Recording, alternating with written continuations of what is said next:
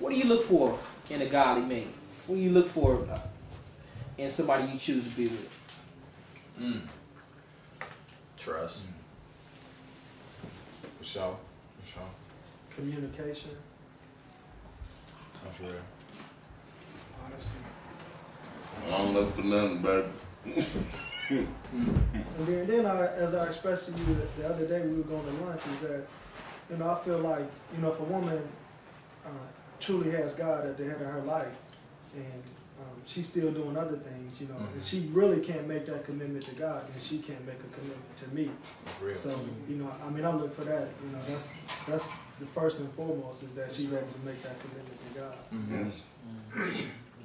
Then I look for the action. Like, I can remember when I first started, like, getting into the word, kind of. Like, I would use that every now and then as game, you know what I'm saying? Like, man, I'm a man that's on fire for God, girl. You better get with me, you know what I'm saying? But my actions was kicking it at the club, was doing all these other things. So, really, like, not only just voicing and speaking, but what you doing, you know what I'm saying? What are you servicing? Are you, in the ministries at your church? What you doing? And that's what. Right.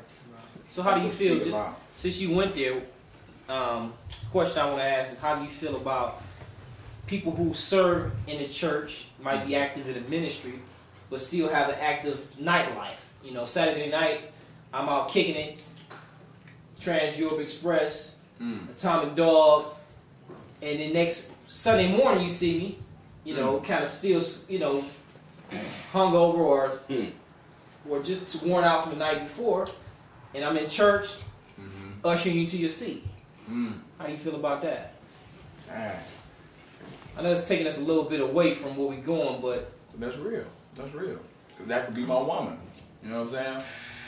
Up there flossing during the service, screaming hallelujah, and at the club that same night. You know what I'm saying? Screaming. So, to me, truthfully, having been there, it's somewhat hypocritical, because God is asking us to dwell in places that are that don't have, spirits that either don't have the right environment to stay in places that are holy, to stay in places that please Him. But yet if we dwell in other places, that's like, okay, God, I hear what you're saying. I thank you for saving me. I thank you for loving me. But I'm going to do what I want to do regardless, you know what I'm saying? And, I'm not one to front, you know what I'm saying? I've been there. I've done that for a while. And now I don't go in clubs, but I still like 12 o'clock on a Saturday night want to kick it sometimes. So I roll through the flat just to trip out, see some people outside, just to mingle with people. Trip out with people I ain't seen in a minute. But I don't, and the ill part was that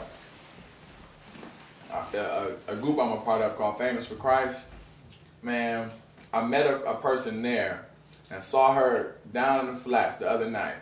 And she was sipping on a drink, and I'm just thinking like, dang, do she think I just came out the club sipping on a drink? I shouldn't even, it just hit me like, dang, where you dwell, there's an assumption that comes along with that. And even though I just wanted to be down and then flash trip out that night because it was 12 o'clock, I love God, but I didn't want to go to sleep. So I'm like, dang, where are people at? Let me just go kick it in the flats and get my boys tripping out. And I see her, and I'm like, dang, am I giving the impression of a false Christian? You know what I'm saying? Am I talking about God to her right now when she holding that drink? You know what I'm saying? And can I? If she thinking I'm just coming from the club, so all these things entered in my mind, and I'm just like, Lord, what do I do? So I just prayed while I was there, and as I left, I just prayed about it lightweight and was like, God, you know my heart, you know where I'm, trying to be, but I knew when I seen her, I was convicted. Like, you ain't supposed to be here. You tripping, Lee. Yeah. Hold on a second.